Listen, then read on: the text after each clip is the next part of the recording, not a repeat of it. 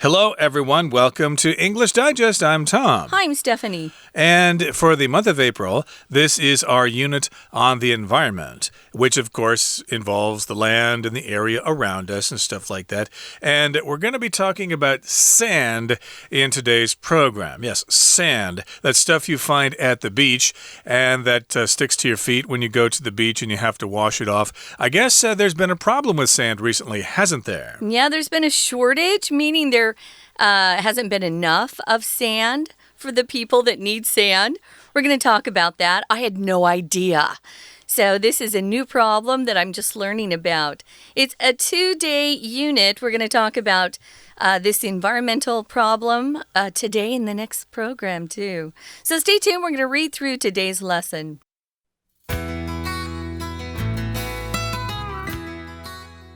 It's hard to imagine anything so vast in number as the tiny particles of sand that cover much of Earth. It's even harder to conceive that we could ever run out of them, but in a way, that now seems to be a possibility. Sand has long been an invaluable resource with diverse applications, but in recent years, demand for it has skyrocketed with disastrous consequences. Around the world, sand mining has become synonymous with not only environmental devastation, but also corruption and violence. What exactly has led to this distressing turn of events? It's mainly our need for concrete. As the human population has shot up over the last century, so has urban construction, which exploits enormous quantities of sand as a raw material in concrete and other industrial materials. While it might seem that we could utilize the vast expanses of sandy deserts for this objective, desert sand grains are too round and smooth to stick together in the way that's needed for construction purposes. Thus, sand eroded by water, not wind, is our most viable option. All told, the world uses 56 billion tons of this type of sand every year. That's more than enough to cover the entire UK. The global sand mining industry has become such a lucrative trade that it's even attracted criminal gangs who illegally dredge entire beaches and riverbanks in a quest for profit. They've left human victims in their wake as well. Many would-be whistleblowers have been intimidated, assaulted, and even murdered. Unlawful sand mining has also caused bridge collapses in Taiwan and Portugal, the latter of which killed 70 people. This is to say nothing of the numerous lives, both human and animal, that are in peril due to environmental destruction. Let's take a look at the title, guys. It says demand for sand is driving environmental destruction. If something is driving something else, it means it's pushing it to do something. It's leading it to have some sort of issue or problem. So many people are looking for sand and there's not enough, that this is leading to environmental destruction. I had no idea that people were out there trying to steal sand. Sand, to me, is something I grew up with in my backyard. We had a sandbox where, we just had a lot of sand. We weren't near the ocean, so we had to buy some sand, and it was delivered one day on a big truck. And for us to have fun in Arizona, we would take the hose and we would make the sand wet, so it was more fun to play with. Kind of like you were on a beach and the sand was wet, and then you could build things. That's wonderful. Yeah. And, of course, I'm from the Midwest in the United States. Right. And the nearest ocean is like a 2 or 3 day drive away.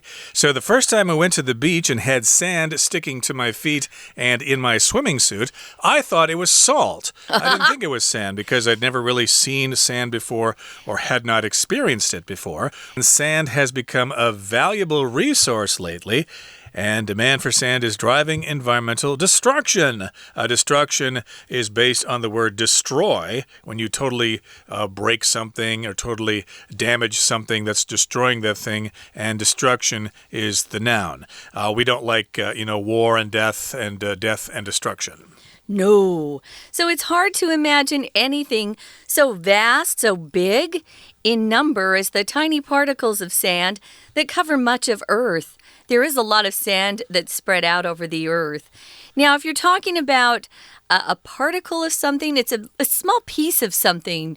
For example, maybe you just finished eating and you go and brush your teeth and little pieces of food, come out and go into the sink as you're brushing your teeth. Those you could say are particles of food that were caught in your teeth and you're getting your teeth all clean. Well, these are particles of sand. Sand originally is a bigger rock, right? And it eventually is ground down until it's just tiny, tiny pieces. I have to tell you guys, if you ever get a chance to go to the beach in America, you're going to prefer the beach on the East Coast. The sand is much finer, so it's smoother and softer on your feet. The beach in California, the sand is a little bit more coarse, so it's bigger pieces or bigger particles of sand on the West Coast. We should mention here that sand itself is a non-count noun. There isn't very much sand at that beach, for example. But because we're using the measure word particle here, then it's countable. The particles of sand cover much of the earth, and it's even harder to conceive that we could ever run out of them. Them, of course, refers to the particles of sand. If we're talking about sand, we could say it's harder to imagine that we could ever run out of it. True. Referring to the sand. Let's take a look at this word conceive here. That just means to understand or to imagine something. Yeah. So if you conceive of something in your mind, it just means you're thinking up a new idea. Who could ever conceive of such a thing? Who would ever think of such a thing? I never thought that we'd ever have a problem with sand or being short on sand, lacking sand. There's a demand for sand. Sometimes when people want to buy a particular item or they want to use a particular item, we'll talk about how the demand has really gone up or the demand is soaring. A lot of people lately, it looks like, have wanted some sand, and so that's why the demand for sand is driving environmental destruction. When demand goes up, that means prices go up as well. So, of course, people are going to want to get into that business so they can make a profit. So now we're going to be talking about how that happens. Well, sand has long been an invaluable resource with a lot of different applications. Diverse just means a lot of variety. But in recent years, demand for it has skyrocketed. That's similar to soared or just shot up. So we know that the demand has really gone up with disastrous consequences. Disastrous is related to disaster. So these consequences or the results of that demand have been bad, have caused some problems. Let's see what they are. Right. Okay. So it's kind of hard to imagine that people would want to buy so much sand. I know. And around the world, sand mining has become synonymous with not only environmental devastation, but also corruption and violence. Here we've got the word synonymous.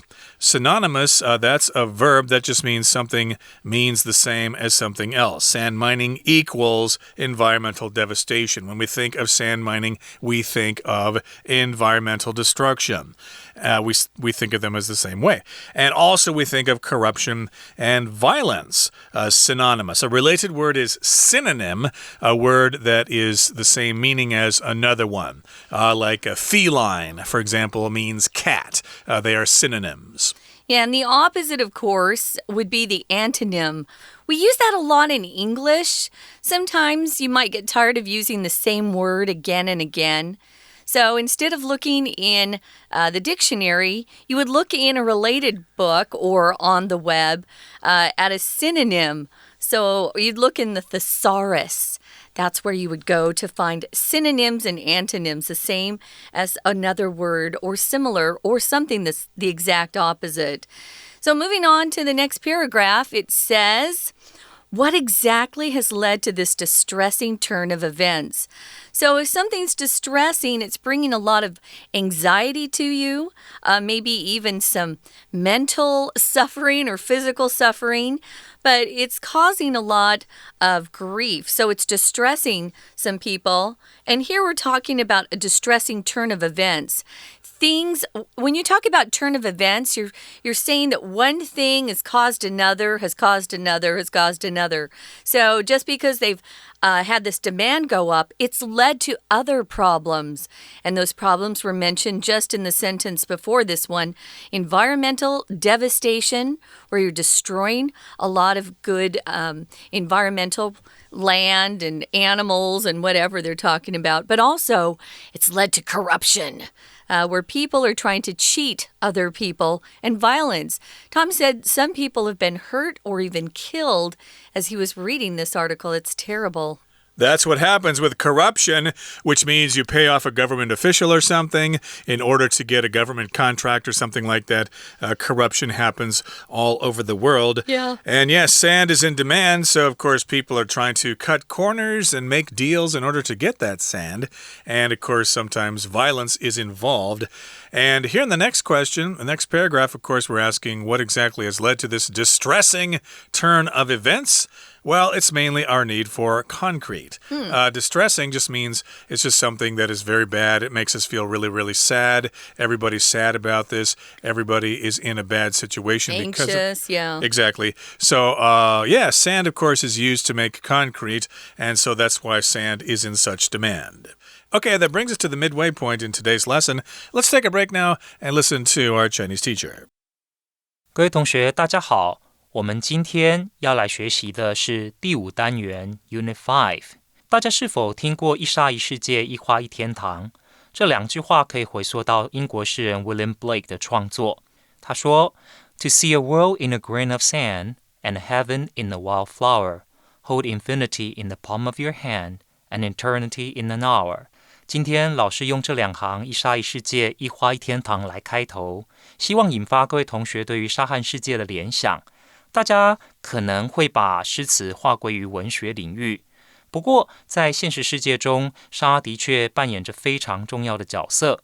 人类运用大量的沙石建构了蓬勃发展的世界，但也由于沙是一项经济资源，为了抢夺这项有限的资源，人类也一步步的在毁灭这个世界。今天我们共同学习的 Unit5 内容非常有意义，关心这个世界的人都需要对沙有更深入的了解。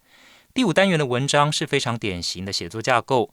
第一段是 Introduction 引言，引发读者的兴趣，从而增加对于议题的关注。在段落的最后一句可说是全文的 Thesis Statement 主旨句，概括全文，点明文章核心概念。后续的段落分别详细说明主旨句的意趣，并补充相关细节。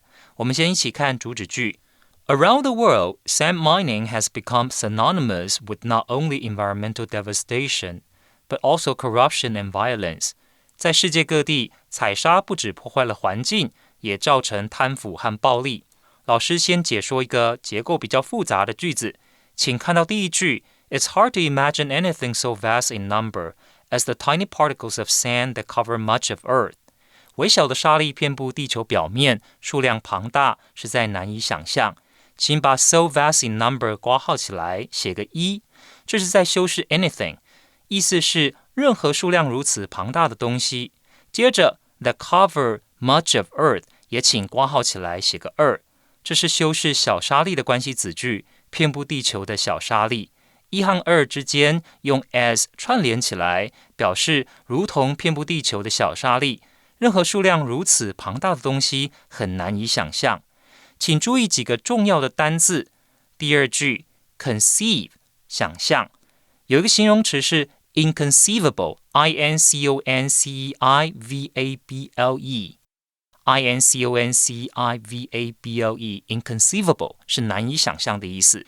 接着看到 invaluable 在第3句 Sand has long been an invaluable resource with diverse applications。这里 invaluable 表示无价的、珍贵的，不要跟 valueless 不值钱的搞错了。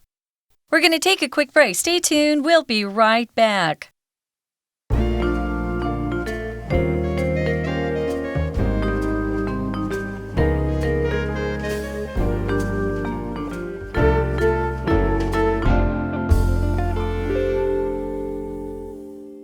Welcome back, guys. We're talking about the demand for sand and how that's impacting other things or leading to other problems. One being environmental destruction, another being corruption, and the worst of all is the violence through people probably doing illegal things. So when there's profit to be made, you can be sure there's corruption around. And usually corruption leads to violence, people hurting other people to get what they want, and even killing people sometimes. So when we left you, we were talking about things being what's led to this and a distressing turn of events. What has led to this? Well, it's mainly our need for concrete. And if you see concrete, you probably automatically think of those big walls that they put in as they're building buildings. So, they'll put the wood, a 2x4s is what I call them, up for the walls, and then in between, they're going to pour the concrete so those walls last a long time. So if you've got concrete, if people are wanting concrete, it just means they want to build. And one of the big ingredients for concrete would be sand, at least one of the ingredients, sand and cement. You got to have sand if you want to have concrete, and you got to have concrete if you want to build those luxury apartment buildings that are so popular here in Taiwan and in other parts of the world. So as the human population has increased or shot up over the last century, so has urban construction, which exploits enormous quantities of sand as a raw material in concrete and other materials. So there you have it. They need to use or exploit enormous quantities of sand. The word exploit here does mean use. If you use something, you exploit that thing. But it does kind of have a negative connotation to it. To exploit a person means to use them to your advantage, and it usually is harmful to them. People might exploit cheap labor, for example, make them work 12-hour days and not pay them very much.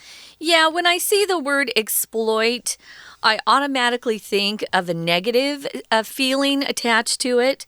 It's because a lot of people are exploited by others. They're using them for their own benefit, but it's usually hurting the person that's being exploited. So they're exploiting enormous quantities, large amounts of sand as the raw material they need to build in the urban areas, the city areas. Well, it might seem that we could utilize or use the vast expanses of sandy deserts for this objective. Desert sand grains are too round and smooth to stick together in the way that's needed for construction purposes. See, I didn't know that. That's brand new knowledge that I've gained there. I thought, why don't they just go to, the Sahara Desert where we've got all that sand? Well, now we know why. They want the sand on beaches.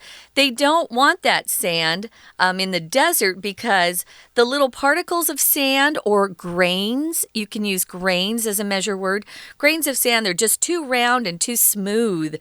So they don't stick together when they're combined with that cement we mentioned earlier. So they're not really good for construction. So now we know why we just don't go to the desert and load up that sand and bring it home. Yeah, that was my first idea, and I'm sure a lot of people thought of that too. Why don't they just go to the Sahara Desert or the Gobi Desert? There's plenty of sand there, but the reason is the sand there is smooth and round, and you cannot use it in construction. We could also say that that kind of sand is eroded by the wind and not water. Okay, to erode, of course, means to wear down over time, like soil erosion, for example. That's a big problem in the United States. So all told, the world uses 56 billion tons of this type of sand every year. That's more than enough to cover the entire UK. So yes, indeed, that is a huge number in the amount of sand there. And of course, that kind of sand, again, cannot come from the desert. We need to use the sand from the beach because it's eroded by water. And as it says here, that's our most viable option. So if something's viable, it's usable, it's possible, and it's capable of being used successfully. Right. So all told, it just means when you consider all of these things together, that's when you can see that the world needs a lot of sand, 56 billion tons of this type of sand every year. And I think this is helpful to imagine how much that is. It's more than enough to cover the entire UK. So the global sand mining industries become such a lucrative trade that it's even attracted criminal gangs who illegally dredge entire beaches and riverbanks in a quest for profit. I wanted to mention something here. When we talk about criminal gangs, I see a lot of messages on the ATM machines here. You know, the warning messages that say, watch out for the gangsters, you know, the gangsters behind you.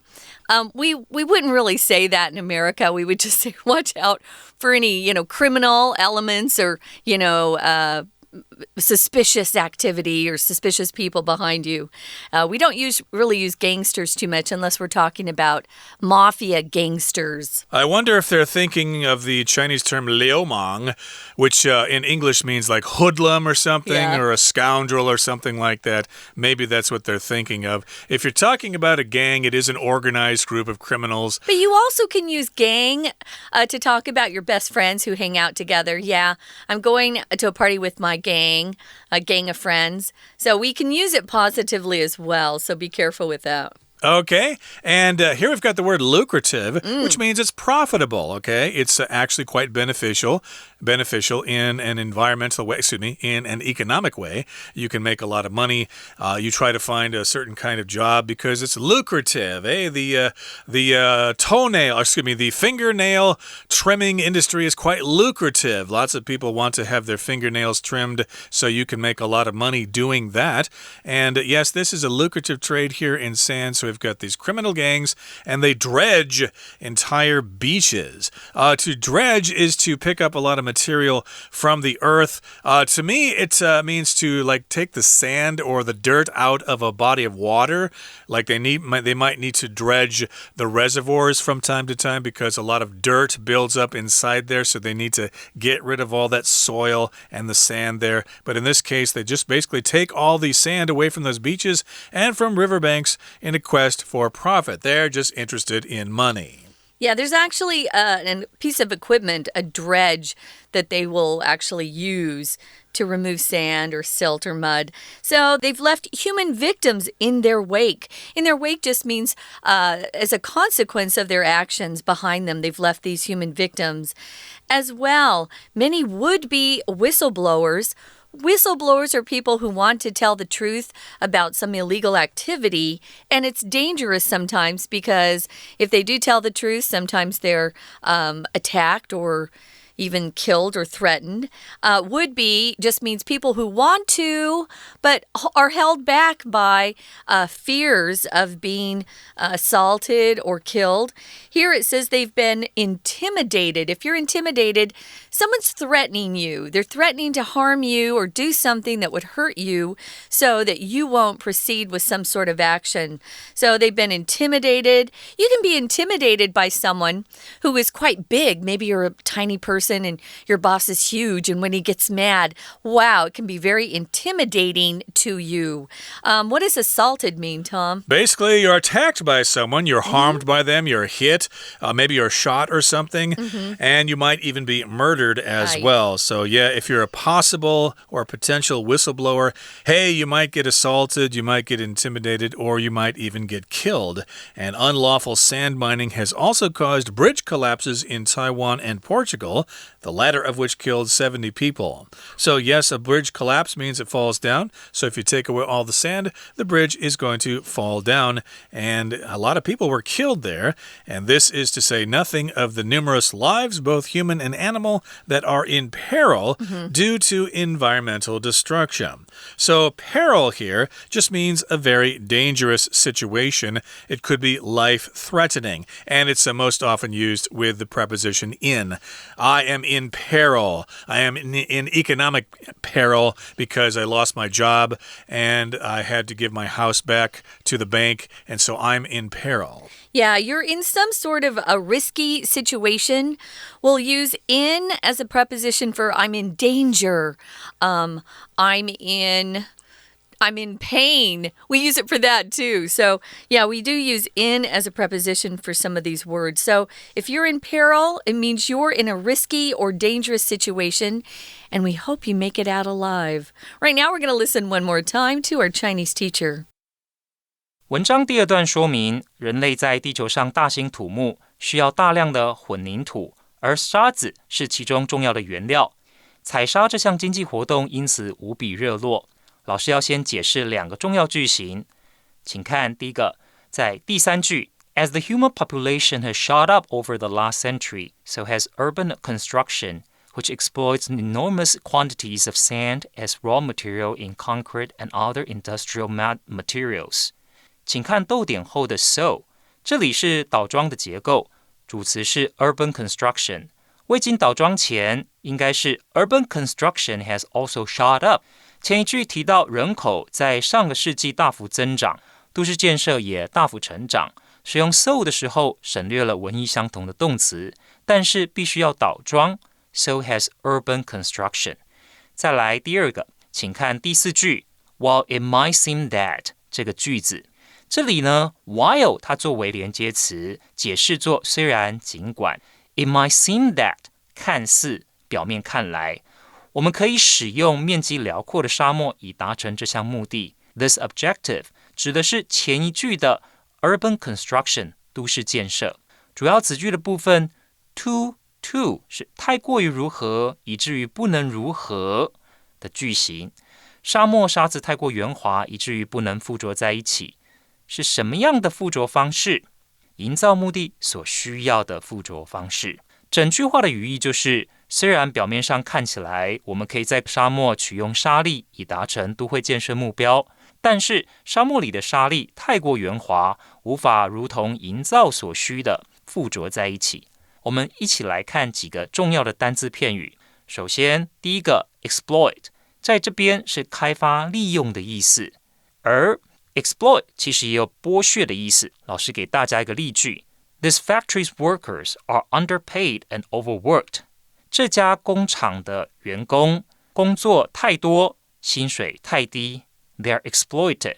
他们受到剥削。接下来 viable 这个形容词是可行的。